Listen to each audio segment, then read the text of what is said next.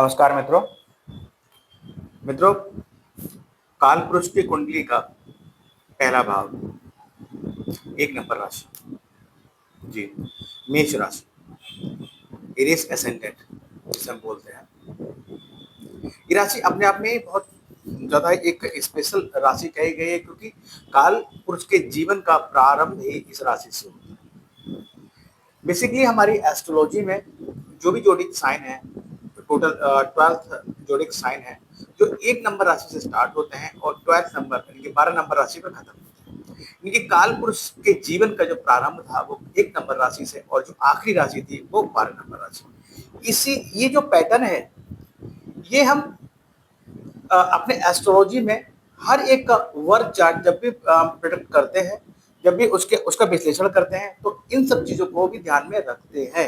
हर एक व्यक्ति की लगन या उसका फर्स्ट हाउस अलग अलग राशि वाला हो सकता है, लेकिन इस काल पुरुष की कुंडली के भावों का, राशियों का अगर हम अपने प्रोडक्शन में उसका उल्लेख या उसको नहीं विचारेंगे तो हम सही प्रोडक्शन नहीं कर सकते। तो आप समझ गए होंगे कि कितना ज्यादा स्पेशल राशि ये जो है मेष लगन की कही गई है। ये राशि और भी स्पेशल इसलिए है क्योंकि देखिए, इसके जो रूलर हैं वो है मंगल देव यानी कि मार्स। और ये मार्स जो इनको गवर्न करते हैं, जो इनको रूल करते हैं, वो एक फायर एलिमेंट प्लेनेट है। और ये जो एक नंबर राशि है, ये भी फायर एलिमेंट राशि है। तो इस प्रकार ये राशि के जो तत्व है वो भी फायर है, और जो इनका रूलर का जो तत्व है वो भी फायर है। तो एक क्या कहते हैं ना कि एक अग्नेता, मतलब ऐसे जातक जो मेष लगन के या मेष राशि के होते हैं, उनमें एक अग्नेता होती है, उनकी बातों में एक एक फायर एक एलिमेंट झलकता है। यानी कि देखा होगा इस टाइप के लोग स्पेशली कोई भी बात कह देते हैं, चाहे वो सामने वाले को अच्छी लगे या बुरी लगे, उनको इससे मतलब नहीं होता है। तो इनकी जो लैंग्वेज होती है वो थोड़ी सी तीखी होती है, स्ट्रेट फॉरवर्ड होते हैं, सीधी सीधी बात कह देते हैं। एक लीडरशिप क्वालिटी इनमें होती है, बहुत करेजियस होते हैं, एनर्जेटिक होते हैं। मतलब एनर्जी तो इनमें इस प्रकार की होती है कि ये कितना भी काम कर लें, लेकिन ये एनर्जेटिक, इनकी एनर्जी कम नहीं होती, कभी थकान इस तरह की चीजें इनको महसूस नहीं होती। तो इस तरह की ये एक शख्सियत है एरिस असेंडेंट की, यानी कि मेष लगन के लोगों की। इनका जो सिंबल होता है वो रैम होता है, जो कि सिग्निफाइंग करता है आपके लिए आपकी स्ट्रेंथ और आपकी बोल्डनेस को। जो इनका सिंबल है रैम, ये जो सिग्निफाई करता है स्ट्रेंथ और बोल्डनेस। तो मैंने बोला ना कि शक्ति बहुत होती है इनमें, स्ट्रेंथ बहुत होती है, और बहुत ज्यादा बोल्ड लोग होते हैं। एक लीडरशिप क्वालिटी इनमें होती है। ऐसे लोग प्राय, अगर कहा जाए, मैं बात करूं सेवाओं में बात करूं, सर्विस की बात करूं, तो ये लोग पुलिस में, सेना में, मिलिट्री में, या फिर बिजली विभाग में, फायर ब्रिगेड में, मतलब इस तरीके की जगह से कनेक्ट ज्यादा होते हैं। इनको ज्यादा पसंद आता है कि इस तरीके के प्रोफेशन में काम करना, जहां बेसिकली कहा जाए तो लड़ाई झगड़ा होता हो, या फिर जहां पर अग्नि का काम होता हो, इस तरीके के डिपार्टमेंट्स या इस तरीके के क्या बोलते हैं वर्क प्लेस पर इनको काम करना अधिक पसंद आता है। ये लोग बहुत एम्बिशियस होते हैं, ट्रू हार्ट होते हैं, बोल्ड होते हैं। हाँ, लेकिन साथ साथ इन सब चीजों के जो हम बता रहे हैं, ये क्वालिटीज हैं, ये तो ठीक है, लेकिन साथ ही साथ लोग जिद्दी बहुत होते हैं। मतलब आसानी से आप इनको मैनिपुलेट कर लेंगे, ऐसा इनके साथ नहीं हो पाएगा। क्योंकि किसी भी चीज को आप कह देंगे मान लेंगे, तो इस तरीके के पर्सन नहीं होते हैं। आप कुछ कहेंगे तो हाँ हाँ कर देंगे, लेकिन उसके बाद में चीजों को अपने हिसाब से सोचेंगे, अपने नजरिए से देखेंगे, और उसके बाद कोई भी निर्णय ये लेंगे। इस तरह की पर्सनालिटी होती है। लड़ाई झगड़े में बहुत आगे होते हैं, एनर्जी बहुत होती है। ये इनकी मंगल स्पीड का कारक भी होता है, यानी कि तेजी का कारक होता है। ये और लोगों की तुलना में जो है कम समय में अधिक काम करके दे सकते हैं। इस तरीके की पर्सनालिटी ये होती है। क्योंकि मूवेबल साइन होता है, तो इन लोगों को एक जगह बैठकर काम करना पसंद नहीं होता है। चल फिर कर अपना काम धंधा निपटाना, या एक चर स्वभाव का व्यक्तित्व इनका होता है। साथ ही साथ देखिए, इनमें क्या होता है कि इनमें जो नक्षत्र पाए जाते हैं वो अश्वनी, भरणी और कृतिका, यानी कि केतु, शुक्र और सूर्य। केतु जो आपके केतु आ गया, शुक्र आ गया और आपका सूर्य आ गया, साथ में ही मंगल भी। लेकिन ये 4 प्लेनेट के जो स्वभाव, गुण, धर्म, इनके स्वभाव में जो होते हैं समाहित होते हैं, तो इसलिए और स्पेशल हो गए। सूर्य जैसे तेज भी आ गया, और शुक्र जैसी क्या कहते हैं, एक इमोशंस कह लीजिए, या फिर एक शुक्र का तत्व जो होता है, एक रोमांस कह लीजिए, फाइनेंस के प्रति या फैमिली के प्रति जागरूक कह लीजिए। केतु एक डिवोशनल, एक इनके अंदर एक एक भाव आ गया, आध्यात्मिक भी ये लोग होते हैं, ईश्वर को मानते हैं, स्पिरिचुअलिटी को पसंद करते हैं। तो ओवरऑल ये इस तरीके की शख्सियत होते हैं जो एरीज वाले। मैंने आपको जो अभी संक्षिप्त में बताया, ये मैंने, it's all about Aries ascendant. तो आज एरीज को लेकर हम बात करेंगे कि माह अक्टूबर 2025 का जो ग्रह का गोचर है वो एरीज असेंडेंट वालों के लिए कैसे रहने वाला है। तो और अधिक समय व्यर्थ ना करते हुए we are come to the point कि अक्टूबर 25 का जो ग्रह का गोचर है वो एरीज वालों के लिए कैसे रहने वाला है। देखिए, एरीज वालों के लिए मैं अगर कहूं तो 2 ग्रह, एक ग्रह उच्च का होने वाला है और एक ग्रह जो नीच से निकलकर अपने, हाँ 2 ग्रह, एक ग्रह जुपिटर जो कि 18 अक्टूबर को कर्क राशि में आ जाएंगे, उच्च के हो जाएंगे, और जो मरकरी हैं वो अभी तक जो है महीने के शुरू के 2 तारीख तक, 2 अक्टूबर तक ये उच्च के थे। अब ये जो उच्च से निकलकर केंद्र में आ जाएंगे। तो ये एक मेन, इसके साथ साथ वीनस जो शुक्र है, शुक्र नीच के होने वाला है, यानी कि जुपिटर उच्च के हो जाएंगे और इस माह, और वीनस जो है नीच के हो जाएंगे, और बुध उच्च से निकलकर अपने जो है केंद्र भाव में आ जाएंगे, शुक्र की राशि में आ जाएंगे। तो ये इस महीने काफी इस तरीके के चेंजेस आपको देखने को मिलेगा।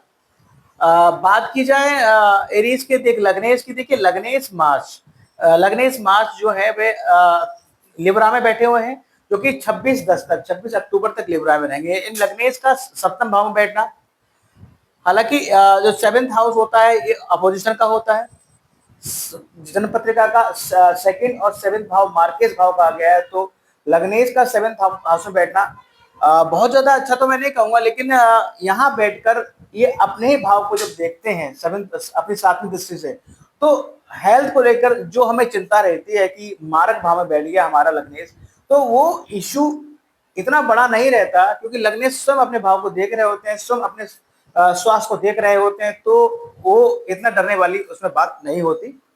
ओवरऑल कहा जाए तो जो 26 अक्टूबर तक का जो टाइम है वो इतना घबराने वाला टाइम नहीं है। थोड़ा हेल्थ का इशू रहेगा, नो डाउट रहेगा। साथ ही साथ देखिए, आपकी लैंग्वेज में एक तीखापन भी रहेगा, कहीं ना कहीं जो आपका स्पाउस है उसकी लैंग्वेज में भी थोड़ा सा एक बोल्डनेस, एक रूडनेस रह सकती है। हो सकता है कि आपसे वो ज्यादा आर्गूमेंट करें, इस तरह की चीजें भी यहाँ रह सकते हैं। साथ ही साथ देखिए, यहाँ पर एक चीज और है, जो मार्स बैठे हैं, मार्स अपने जो है प्रबल शत्रु यानी कि मरकरी के साथ बैठे हुए हैं 7th हाउस में।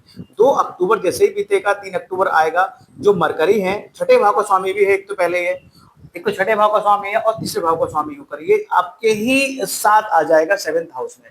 तो आपके जो वाइफ का जो एक बिहेवियर होगा वो एक शत्रुता टाइप, आपको लगेगा कि यार इतना ज्यादा ये बोल दिया उन्होंने, कि जैसे कि हम लोग एक फैमिली नहीं है, हम लोग एक दूसरे के एनिमिटी हैं। तो कहीं ना कहीं इस तरह की चीजें रह सकती हैं, या ये कह सकते हैं, देखिए कहीं ना कहीं कोई आसपास का या फिर कोई ऐसा कोई ऐसी महिला जो कि बुध जो है बेसिकली एक स्त्री ग्रह जो है कहे गए हैं, और राजकुमार कहे गए हैं ओवरऑल। लेकिन ये मैं कहूँ तो,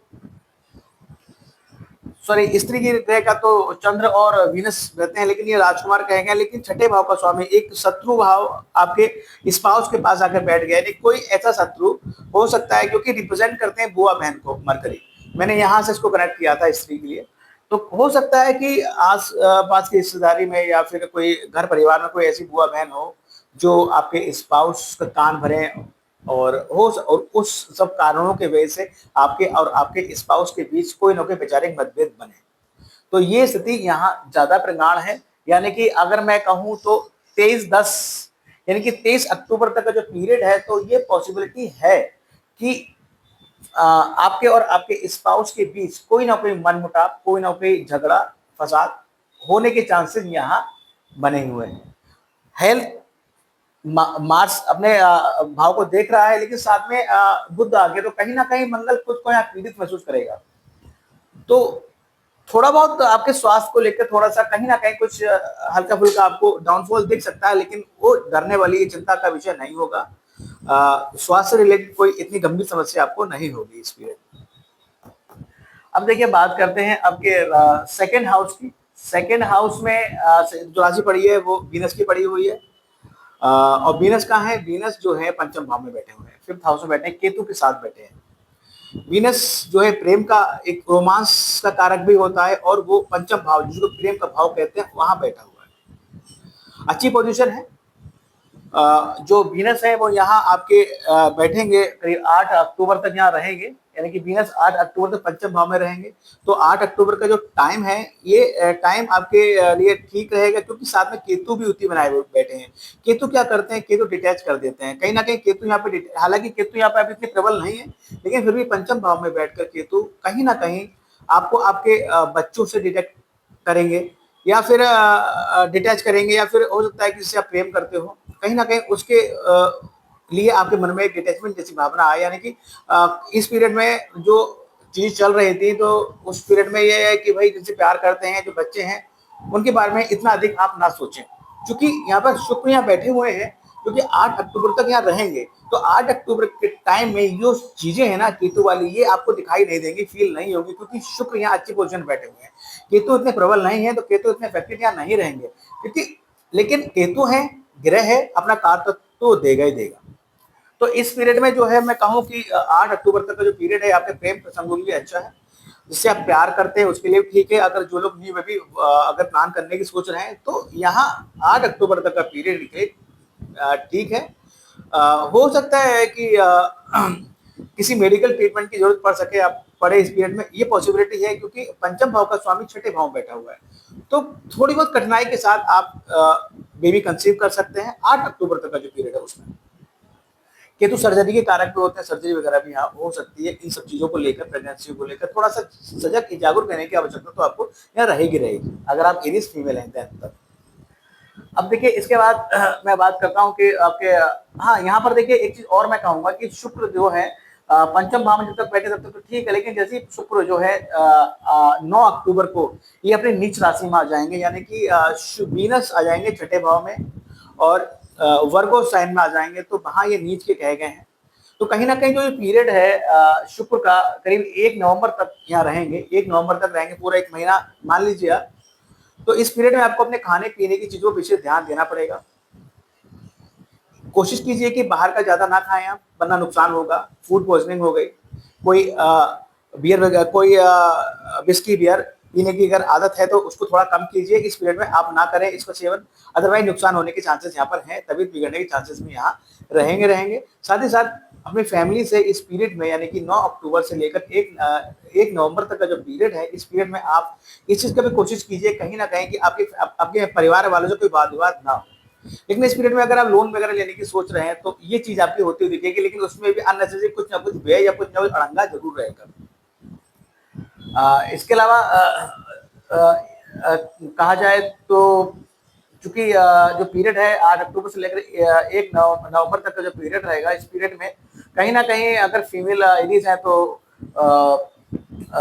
बेबी प्लान के लिए थोड़ा सा ये टाइम टफ रहेगा। शुक्र निकल जाएंगे तो केतु बैठे हैं, केतु क्या होता है, केतु सर्जरी कारक होते हैं, और पंचम भाव के स्वामी भी छठे भाव बैठे हैं, तो कहीं ना कहीं मेडिकल ट्रीटमेंट या किसी न किसी तरीके से कोई ऑपरेशन वगैरह होने के चांसेस भी यहाँ देख सकते हैं। इसलिए इस पीरियड में थोड़ा सा अवेयर रहने, अगर इस सिचुएशन में है थोड़ा सा अवेयर रहिए, जागरूक रहिएगा।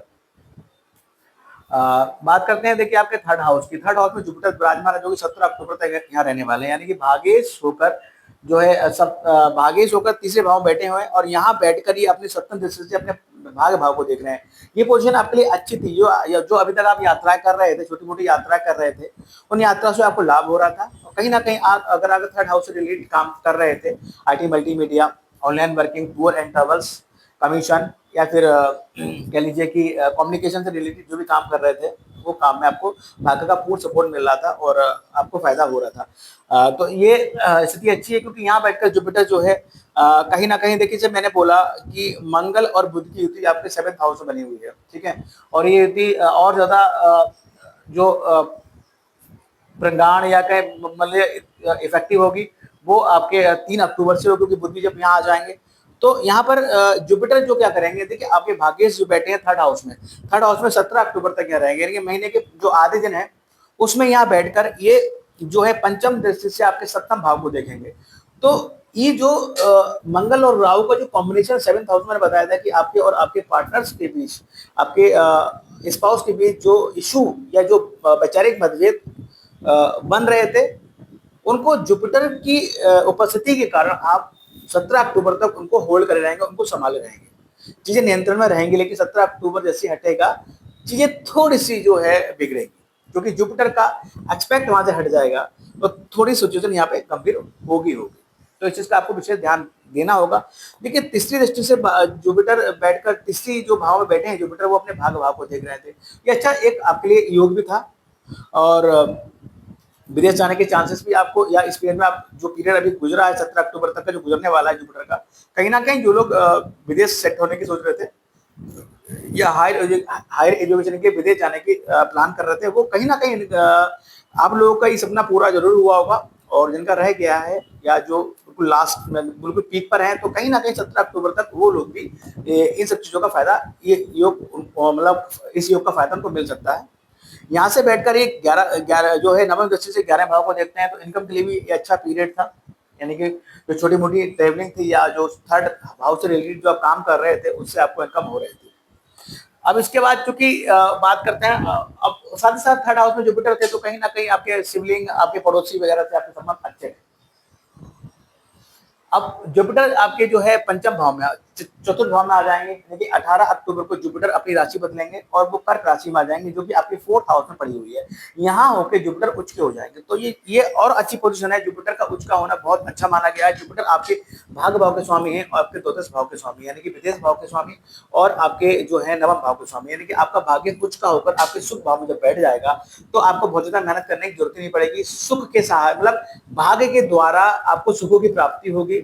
आपके घर में एक धार्मिक एक वातावरण होगा, एक शांति, एक पीस ऑफ माइंड सबके घर में जो लोग रहते हैं उनमें रहेगा। मतलब घर में पूर्णतः शांति, पूर्णतः एक पॉजिटिव वेव्स, एक पॉजिटिव एनर्जी रहेगी और आप इसका लुत्फ उठा पाएंगे। यहाँ बैठकर जुपिटर क्या करेगा, देखिए जुपिटर आपके सुखों को बढ़ाएगा, कहीं ना कहीं एक आपके सुखों में स्टेबिलिटी देगा, माता से अच्छे संबंध बनाएगा, माता के साथ आप माता की ब्लेसिंग लेंगे और उनके साथ जो है उनके एक्सपीरियंस का आप लाभ उठाएंगे। चौथे भाव में जुपिटर जब भी आता है, जुपिटर की पोजीशन जब भी अच्छी होती है, देन वो आपके लिए क्या बोलते हैं, न्यू इनकम रिसोर्सेस आपके लिए पैदा करता है, क्रिएट करता है। तो हो सकता है इस पीरियड में 18 अक्टूबर के पीरियड से जो ये यहाँ बैठेंगे तो कहीं ना कहीं नए व्यापार का ऑफर आपको मिल सकता है। साथ ही साथ यहाँ बैठकर ये आपके कर्म भाव को देखेंगे। 7th एस्पेक्ट से क्या पोजीशन में कर्म भाव है, तो कहीं ना कहीं कर्म भाव है, तो कहीं ना कहीं जो आपके वर्किंग या आपके प्रोफेशन में जो थोड़ा सा स्ट्रगल चल रहा था, क्योंकि 10th लॉर्ड आपके 12th हाउस में बैठे हुए हैं, तो वो लोग जो लोग विदेश से जुड़े नहीं है, वो लोग जो हॉस्पिटल या कह दीजिए कोर्ट कचहरी काम से रिलेटेड जुड़े नहीं है, तो उनके काम में जो स्ट्रगल आ रहा था, जो ऑब्स्ट्रगल आ रहे थे, कहीं ना कहीं जुपिटर यहाँ बैठकर उसको कम करते दिखेंगे। यानी कि आपको जुपिटर का ब्लास्ट मिलेगा और आपको जो है आपकी अकाउंटेबिलिटी, आपकी रिस्पॉन्सिबिलिटी, आपके चैलेंजेस आपके वर्किंग प्लेस पर कम होते दिखेंगे, शॉर्ट आउट होते हुए दिखेंगे। जुपिटर चतुर्थ भाव में जैसे ही आएगा, कहीं ना कहीं आपके चतुर्थ भाव जो है आपके प्रॉपर्टी का भाव है, आपके व्हीकल्स का भाव है, तो कहीं ना कहीं प्रॉपर्टी और व्हीकल्स की को लेने की अगर सोच रहे थे, तो कहीं ना कहीं ये चीज भी, ये सपना भी आपका पूरा यहाँ कर देगा। यहाँ बैठकर जुपिटर जो है 12th हाउस को भी देखेंगे, अपनी नवम दृष्टि 12th हाउस को देखेंगे, तो कहीं ना कहीं विदेश सेटलमेंट के चांसेस भी हो सकते हैं, या फिर आप अपनी माता के, अपने परिवार के साथ जो है विदेश घूम सकते हैं। इस तरह की चीजें भी यहाँ रह सकती हैं। बात करते हैं पंचम भाव की। पंचम भाव में केतु और वीनस की युति है। ये जो युति है केतु की पंचम भाव में केतु बहुत ज्यादा अच्छे नहीं माने जाते हैं।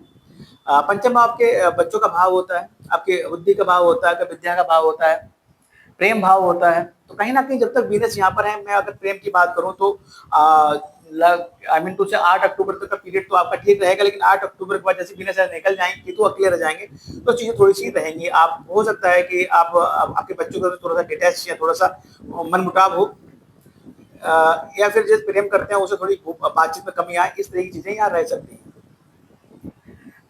तो ओवरऑल पंचम और जो जो आप लोग जो स्टूडेंट हैं उनके लिए कहीं ना कहीं क्योंकि जुपिटर भी पंचम भाव से 12th हो जाएंगे, तो कहीं ना कहीं और पंचम भाव के लॉर्ड जो है आपके बैठे हैं छठे भाव में, तो जो सूर्य है वो 16 तक छठे भाव में रहेंगे। यानी कि एक चीज और मैं कहूंगा कि 16 अक्टूबर तक कहीं ना कहीं आपके बच्चों के स्वास्थ्य में थोड़ा सा कहीं ना कहीं कुछ इम्बैलेंस आ सकता है, उसको आप थोड़ा सा रीड कीजिएगा, संभालिएगा, बच्चों का स्वास्थ्य को लेकर थोड़ा सा अवेयर जरूर रहेगा। जिससे प्यार करते हैं कहीं ना कहीं उससे खटपट हो सकती है, आई मीन उससे उससे वैचारिक मतभेद हो सकते हैं, इस चीजें आ सकती हैं। स्टूडेंट के लिए 16 तक का जो टाइम है वो अच्छा नहीं है, बहुत मेहनत करनी पड़ेगी, केतु बहुत मेहनत कराएगा यहाँ बैठाल कर, और कहीं ना कहीं आपका मन पढ़ाई में लगेगा नहीं, ये भी हो सकता है क्योंकि वो डिटेच करता है चीजों से। तो ये सब चीजें रहेंगी रहेंगी, लेकिन केतु अगर नेगेटिव इफेक्ट दे रहा है तो उसकी रेमेडी जरूर कीजिएगा। रेमेडी के बारे में अपने इस सेशन जो प्रेजेंट के लास्ट में हम आपको बताएंगे कि क्या रेमेडी आपको करनी चाहिए। बात करते हैं, देखिए ओवरऑल पंचम भाव की बात हो गई, छठे भाव की बात करते हैं। छठे भाव में सूर्य बैठे हुए और सूर्य जो है पंचम भाव के स्वामी है। पंचम भाव के स्वामी होके सूर्य छठे भाव में बैठे हैं। अब देखिए यहाँ पर एक चीज देखिए, छठा भाव आपका नौकरी का होता है, शत्रु का होता है, रिपु का होता है, रोग का होता है, ऋण का होता है ना। तो सूर्य पंचम भाव का स्वामी छठे भाव में बैठ गया, पता क्या होगा इससे, इससे एक चीज ये होगी कि आपके बच्चे अगर बड़े हैं तो हो सकता है उनसे आपके जो वैचारिक मतभेद नहीं मिल रहे थे, जो वैचारिक मतभेद थे, जो विचार नहीं मिल पा रहे, तो कहीं ना कहीं वो चीजें खुल के सामने आ सकते हैं। हो सकता है कि कोई बच्चा आपसे, आपका कोई पुत्र बड़ा आपका विरोध करे या नहीं, ऐसा नहीं हो सकता, ये आप गलत कह रहे हैं, मैं इसको एग्री नहीं करता। मतलब there is lot of kind of things यहाँ पर आपके और आपके बच्चों के बीच हो सकती है, डिफरेंसेस का कारण हो सकती है, और ये चीजें 16 अक्टूबर तक रहेंगी। इस चीज का विशेष तौर पर आप ध्यान रखिए। इसके अलावा अगर आप व्यापार करते हैं तो कहीं ना कहीं गवर्नमेंट से रिलेटेड टैक्सेशन या फिर जीएसटी वगैरह जो भी पेंडेंसी उनकी देयता की है उसको आप समय से निपटा लीजिएगा, अदरवाइज सरकार से हानि होने के चांसेस भी यहाँ पर रह सकते हैं, पेनल्टी भी लग सकती है। बात करते हैं नौकरी की। देखिए छठे भाव का स्वामी क्या है, छठे भाव के स्वामी जो शुरू के 2 दिन थे, लेकिन 2 अक्टूबर तक का जो 2 अक्टूबर तक जो मरकरी थे वो अपने उच्च राशि में थे, तो कहीं ना कहीं नौकरी का जो भाव था वो अधिक बलवान था 2 अक्टूबर तक का। तो लोग नौकरी की तलाश कर रहे थे या नौकरी की तैयारी कर रहे थे, वो नो डाउट उनके लिए अच्छा पीरियड था। अब 2 अक्टूबर के बाद ये चले गए जो है अपने, हालांकि यहाँ पर शुक्र जो थे नीच के थे, वो बुध जो थे नीच के थे, लेकिन अपने भाव में थे, तो फिर भी नौकरी के चांसेस यहाँ पर बन रहे थे, थोड़ी मेहनत ज्यादा लगती है बन रहे थे। लेकिन अब जो बुध है निकलकर आपके 7th हाउस में आ गए, यानी कि केंद्र में आ गए, तो सूर्य भी छठे भाव में बैठे हुए हैं। अगर मैं इंडिविजुअली अगर बात करूं नौकरी की, तो बहुत से विद्वान यहाँ पर कहेंगे कि यार नौकरी का जो जो टाइम है, आई थिंक बहुत ज्यादा उसकी तरफ नहीं जाएंगे कि नौकरी की वो शायद कहें कि ये थोड़ा टफ पीरियड है। लेकिन मेरा ये मानना है कि जो पीरियड है ये नौकरी की अच्छा पीरियड है। वो कैसे, देखिए यहाँ पर आपकी जो 10th लॉर्ड है, 10th लॉर्ड जो आपकी सैटर्न है वो बैठे हैं 12th हाउस में। 12th हाउस से अपनी 7th दृष्टि से वो किसको देख रहे हैं, वो देख रहे हैं छठे भाव को, छठे भाव को देख रहे हैं। तो कहीं ना कहीं आपके कर्म भाव का स्वामी है, कर्मेश कनेक्ट कर रहा है छठे भाव को, ठीक है। कर्मेश का कनेक्शन छठे भाव से जब भी होगा तो कहीं ना कहीं आपको नौकरी मिलने के प्रगाढ़ चांसेस रहेंगे। और यहाँ बैठे सूर्य देव, सूर्य पंचम लॉर्ड के अलावा मैं कहूँ तो सूर्य सरकार के कारक भी होते हैं, गवर्नमेंट सेक्टर के कारक भी होते हैं। तो कहीं ना कहीं जो ये पीरियड है 16 अक्टूबर तक का, मैं बात कर रहा हूँ 16 अक्टूबर तक का, जो लोग सरकारी नौकरी की तैयारी कर रहे थे, कंपटीशन दे रहे थे, और कोई एग्जाम उनका अगर पेंडिंग है और वो 16 अक्टूबर से पहले अगर आ जाता है, देन आपके हाथ में नौकरी होगी, ये कंफर्म है, आप लिख कर रख लीजिए। 16 अक्टूबर के बाद 17 अक्टूबर जैसे आएगा सूर्य यहाँ से निकल जाएंगे, लेकिन शनिदेव तो 2.5 साल तक मारे रहने वाले हैं, तब भी नौकरी के योग यहाँ रहेंगे रहेंगे। बस सैटर्न क्या, देखिए सैटर्न ऑलरेडी नौकरी का कारक है और पक्का घर है इसका 10th हाउस। तो यहाँ पर देखिए मैं ये इस बात की श्योरिटी तो नहीं लूंगा कि वो गवर्नमेंट जॉब 16 के बाद लगेगा, लेकिन हाँ नौकरी के मिलने के योग अच्छे रहेंगे। और वो नौकरी किन क्षेत्रों में लग सकती है आपके, वो नौकरी लग सकती है आपकी मेडिकल से रिलेटेड फील्ड में नौकरी कर सकते हैं, कोर्ट कचहरी से रिलेटेड फील्ड में नौकरी कर सकते हैं, एडवोकेट है या फिर कोई ऐसे विभाग जो न्याय से रिलेटेड हो, वहां आप नौकरी कर सकते हैं, विदेश जाकर नौकरी कर सकते हैं, इसके भी योग यहाँ पर बने हुए हैं। तो ओवरऑल छठा भाव के हिसाब से, छठे भाव का जो था मेरे हिसाब से ये पीरियड 16 अक्टूबर तक का बहुत बेहतर है। ओवरऑल 2.5 साल तक का पीरियड छठे भाव का नौकरी से रिलेटेड चीजें यहाँ दिख रही है। लेकिन कंडीशन रीजन क्या है, देखिए नौकरी अगर आप तलाश करेंगे स्पेसिफिक क्षेत्र में देन तब, अदरवाइज आपका फील्ड कुछ और है तो वो तो आपके वर्क चार्ट के अकॉर्डिंग देखा जाएगा। लेकिन ओवरऑल ट्रांजिट के हिसाब से सैटर्न बैठे हैं 12th हाउस, 12th हाउस से रिलेटेड जो भी जॉब्स बनते हैं, जो भी फील्ड बनते हैं उनसे रिलेटेड अगर तैयारी करेंगे आप रिलेटेड तो आपको नौकरी मिलेगी, सफलता मिलेगी, 2.5 सालों में नौकरी हाथ में रहेगी। बात करते हैं 7th हाउस की। 7th हाउस में मार्स और मरकरी बैठे हुए हैं। मार्स जो कि मरकरी दोनों में शत्रुवत व्यवहार होता है। ये पोजीशन इनकी अच्छी नहीं कही गई है। लग्नेश मंगल भी खुद को पीड़ित महसूस कर रहे हैं और कहीं ना कहीं 7th हाउस पे एक नेगेटिविटी, हालांकि मंगल काफी संभाले हुए हैं अपने 7th हाउस को, क्योंकि बात की जाए कि शुक्र की राशि में बैठे हुए हैं और शुक्र जो है 7th और मार्केस हैं, ठीक है। कहीं ना कहीं पत्नी से के साथ बात विवाद होने के चांसेस यहाँ पर रहेंगे। पत्नी की जो लैंग्वेज होगी थोड़ी रूड रहेगी, आपको पसंद नहीं आएगी, लेकिन जुपिटर 3rd हाउस से रिलेट बैठकर 17 अक्टूबर तक चीजों को संभालेंगे। 17 अक्टूबर तक ज्यादा बड़े इशू होने के चांसेस नहीं। जैसे 18 अक्टूबर आएगा देन आपको सोचना पड़ सकता है, आपको अपने आप को डाउनफॉल करना पड़ेगा अगर अच्छे रिश्ते रखने हैं, देन अदरवाइज चीजें बिगड़ेंगी। बात करते हैं आपके 8th हाउस के। देखिए 8th लॉर्ड होकर मार्स बैठे हैं आपके 7th हाउस में, यानी कि पॉसिबिलिटी क्या है, पॉसिबिलिटी देखिए ये है कि कोई ना कोई आपके इन लॉज, आपके वाइफ, आपके स्पाउस के घर का कोई ना कोई मेंबर, कोई भाई वगैरह वो आपके पत्नी के साथ या हो सकता है किसी भी कारण से रहने आ जाए। छोटा भाई है, हो सकता है आप नोएडा में हैं और आपकी ससुराल जो है कहीं दूसरी डिस्ट्रिक्ट में है, साला है आपका कुछ कोर्स कर रहा है, आगे नोएडा बच गया, आपके साथ रहने लगा, इस तरह के योग यहाँ हैं। और इसके अलावा मार्स जो होते हैं वो भूमि यानी कि प्रॉपर्टी के कारक में होते हैं, इनहेरिटेंस की प्रॉपर्टी जिसे कहते हैं। तो कहीं ना कहीं ये भी पॉसिबिलिटी बन रही है कि ससुराल की तरफ से कोई प्रॉपर्टी वगैरह मिलने के योग भी यहाँ बने हुए हैं, क्योंकि मार्च कब तक यहाँ रहने वाले हैं, मार्च 26 अक्टूबर तक रहने वाले हैं। 26 अक्टूबर के बाद जब 27 अक्टूबर आएगा मार्च अष्टम भाव में आ जाएंगे। तो ये जो पीरियड रहेगा इसमें आपको थोड़ा, हालांकि अपनी राशि है लेकिन फिर भी मैं आपको कहूंगा कि थोड़ा सा आप फास्ट ड्राइविंग अवॉइड करें। नवम भाव की बात करते हैं। देखिए नवम भाव 9th लॉर्ड बैठे हैं आपके 3rd हाउस में। भाग का छोटी यात्रा, छोटी यात्रा आप करेंगे और उसमें भाग का सपोर्ट मिलेगा। साथ में जो है 11th को भी कनेक्ट कर रहे हैं तो कहीं ना कहीं धन की प्राप्ति होगी।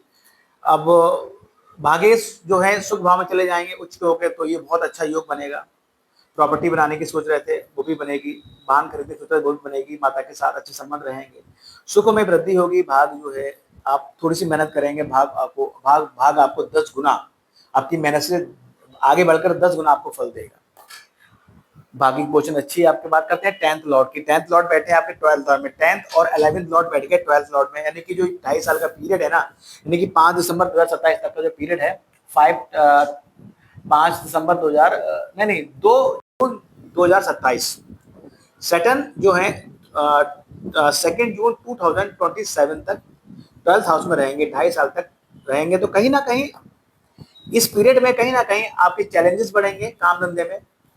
हाँ, अगर आपका जो प्रोफेशन है वो हॉस्पिटल से रिलेटेड, मेडिकल से रिलेटेड है, या फिर कोई इस तरह काम करते हैं जो कि कोर्ट के जरिए काम से रिलेटेड हो, या फिर आप विदेश में काम कर रहे हैं, विदेश से हैं, तो ये आपके लिए स्ट्रगल का कोई इशू वाली बात नहीं है। लेकिन अगर आप इन सब चीजों को नहीं कर रहे हैं देन आपके प्रोफेशन में आपकी अकाउंटेबिलिटी बढ़ेगी, आपकी लायबिलिटी बड़ी होगी, आपको थोड़ी सी स्ट्रेस फील हो रही होगी।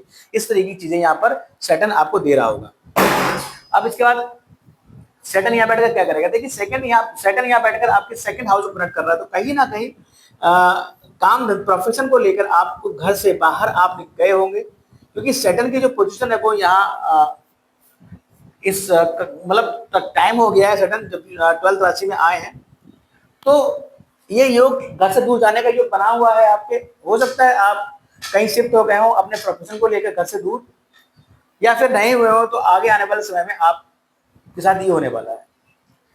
जो 12th हाउस है ना वो एक आइसोलेशन का भाव होता है। सैटर्न क्या करता है, सैटर्न जो है वो एक अलगाव का कारक ग्रह कहा गया है। तो कहीं ना कहीं ये 2.5 साल का पीरियड है, इस पीरियड में जो है आप एक अपने आप को आइसोलेट जैसा फील करेंगे कि यार कहाँ फंस गया मैं, इस तरह की चीजें, एक अकेलापन फील होगा आपको, इस तरह की चीजें रहेंगी।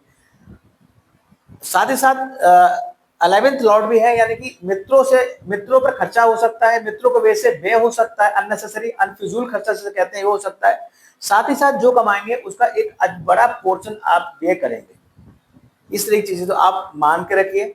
आपके प्रोफेशन से रिलेटेड आप खर्च कर सकते हैं, मित्रों बड़े भाई बहनों पर खर्चा कर सकते हैं, इच्छा पूर्ति पर पैसा खर्च कर सकते हैं। इस तरह चीजें आपका रहेंगी। ओवरऑल कहा जाए सेटल यहाँ बैठकर कहीं ना कहीं आपके लिए चैलेंजेस क्रिएट किया हुआ है, तो इस चीज को थोड़ा सा आपको ध्यान में रखना होगा।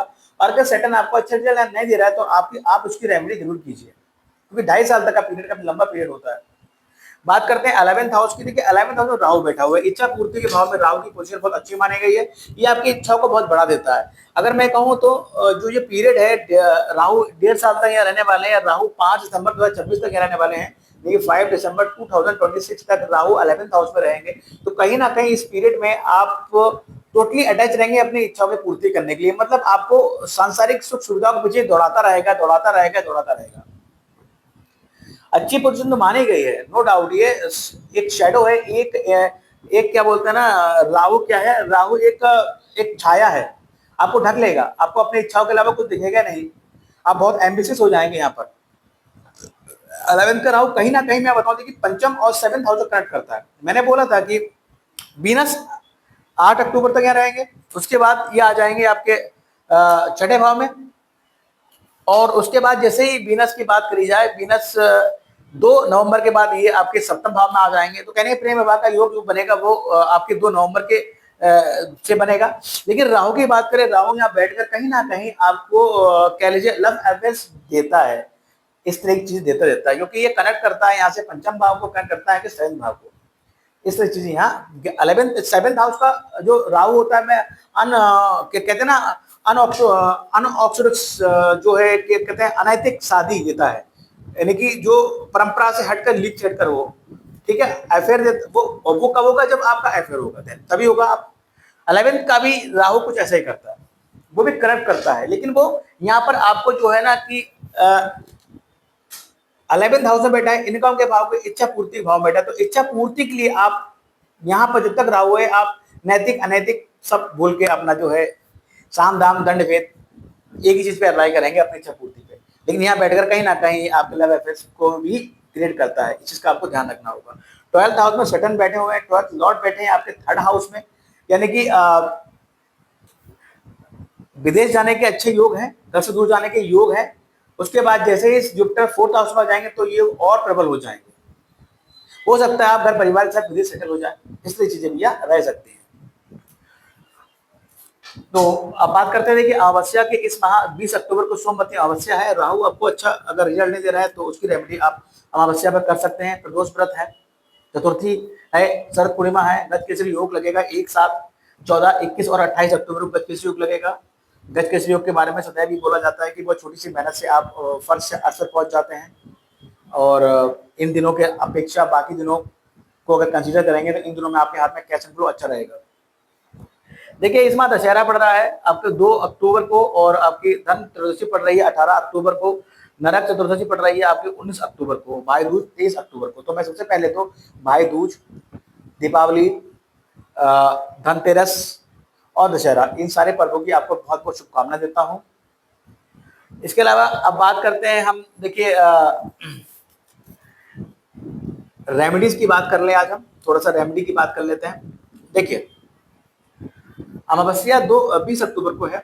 अगर राहु से रिलेटेड कोई भी समस्या आपको है या राहु आपको नेगेटिव इफेक्ट दे रहा है तो अमावस्या पर इसका आप विशेष तौर पर आप रेमेडी कर सकते हैं। इस दिन आप सुबह जल्दी उठिए, ब्रह्म मुहूर्त में उठकर श्री विष्णु सहस्त्रनाम का पाठ कीजिए और नारियल को आप बहते जल में प्रवाहित कीजिए। अगर नहर की व्यवस्था नहीं है तो इतना सामर्थ्य आप नारियल मंदिर में दान दे सकते हैं।